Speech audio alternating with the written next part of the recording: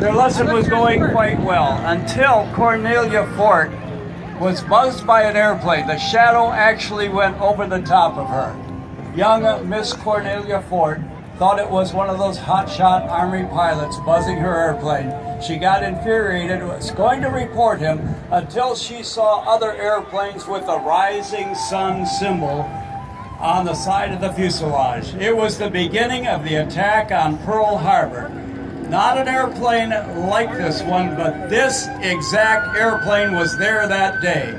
As the Japanese Zero fighters came in, she spiraled down, ran away with her student from the airplane and sought shelter. Other civilian instructors and civilian students were killed that day by Japanese bullets. Very soon, the air raid siren started and the attack on Pearl Harbor commenced.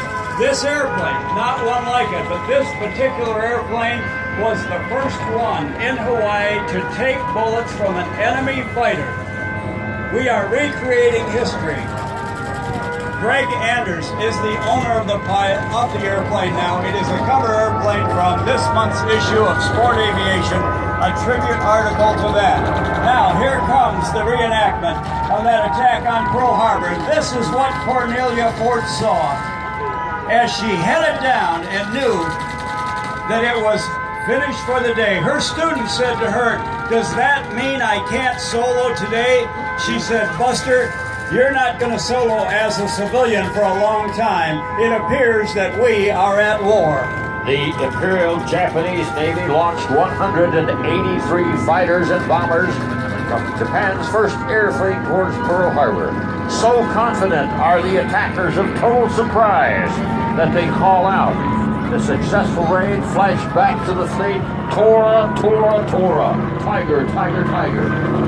A single remote radar station had spotted the incoming raiders, but had mistaken them for a fleet of B-17s inbound from the mainland. B-17s arrive and, like America itself, find themselves in the middle of a war that had not been declared. The attack from the Japanese aircraft carriers Akagi, Hiru, Soryu, and two new carriers, the Shokoku and the Suikoku, lasts for an hour and 45 minutes.